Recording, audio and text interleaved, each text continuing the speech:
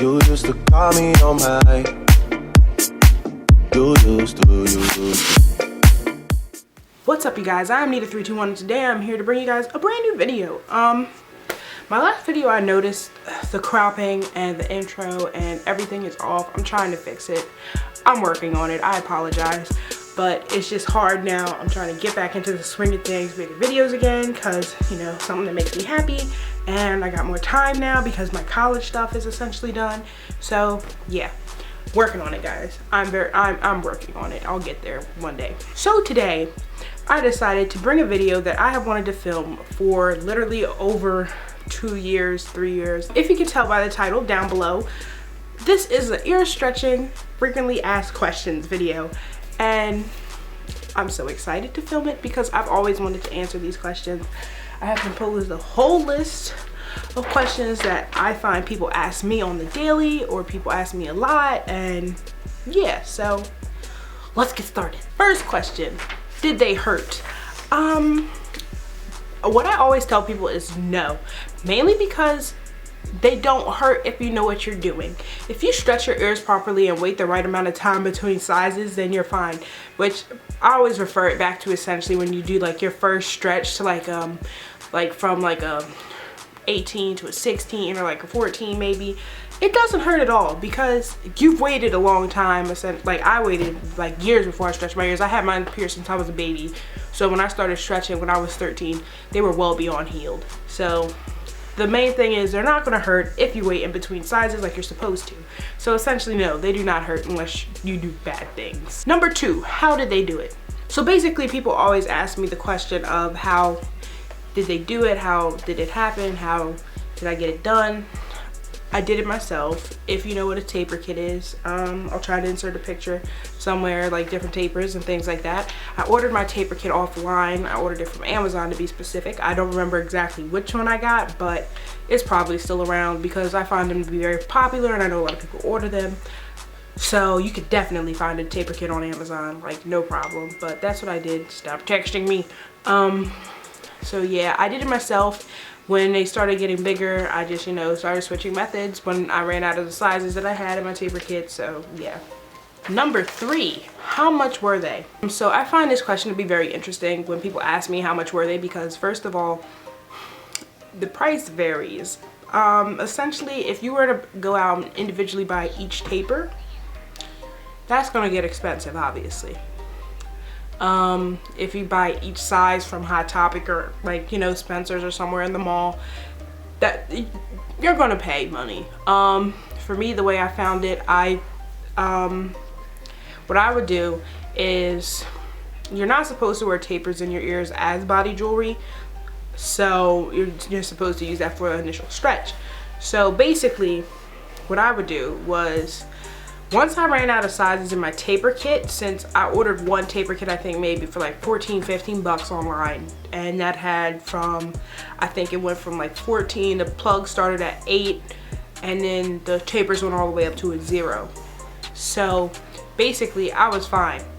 Then what I would do after that is when I would want to stretch to another stretcher, if I accidentally lost a taper or something, I would go on Hot Topic because I was always ordering stuff from Hot Topic at the time. So then I would go on the clearance section, find a little taper kit. It might have some stupid design on it or something, and it might just be like really shitty acrylic plugs, but I would order that and then kind of switch to like the stainless steel ones that were in my kit or something. Or I would just leave the acrylic in, like I'd leave the taper in for like maybe like a couple hours and then swap it to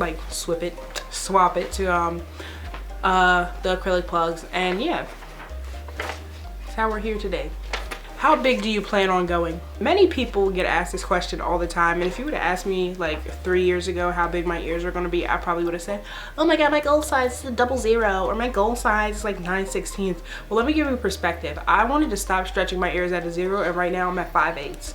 So yeah, basically people always say that ear stretching is like an addiction and things like that.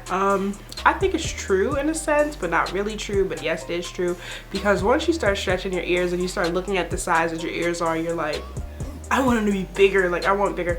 My thing was I always wanted to be able to see like pictures on my plugs and things like that. So I was always like, what size would have the picture look good, you know, like when people be able to tell what it is.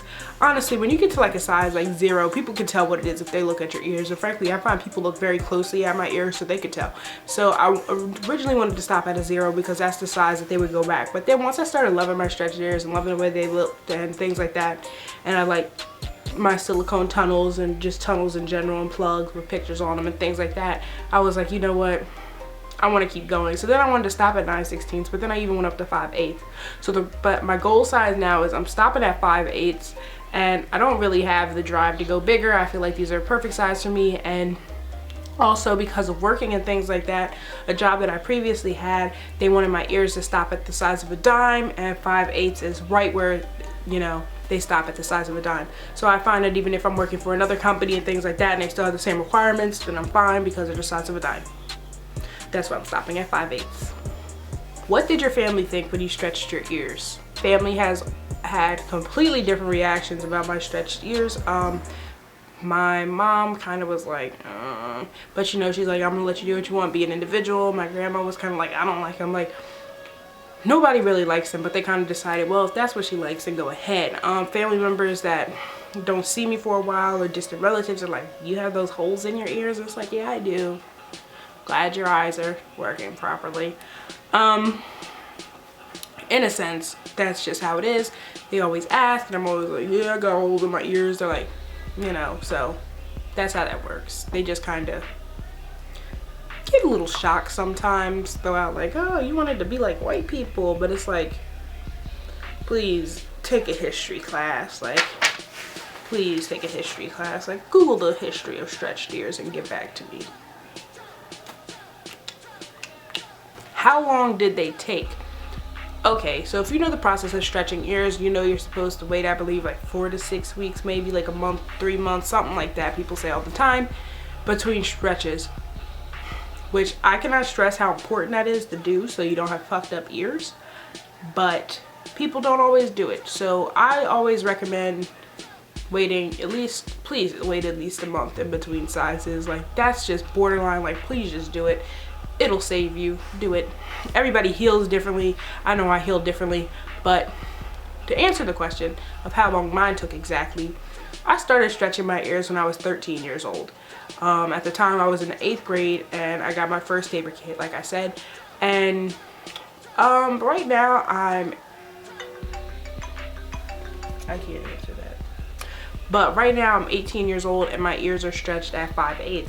So I think, and I always got to the point where I would stop in between sizes and things like that until I found something that I really enjoyed. So yeah, they would always be different sizes, and I would wait a year and I'm like, okay, that's good, and I would go buy some more, and I'm like, oh, that would look cool, and I'd go and buy some more, like things like that. So my ears, probably if I wanted to stretch to 5/8 and I would have waited the right amount of time. Oh, sorry. So if I wanted to wait the right amount of time between stretches, it probably wouldn't have took as long as it took me now. But I kind of just went with the flow. Question number 7. What will happen if you take them out / will they close? What will happen if I take them out?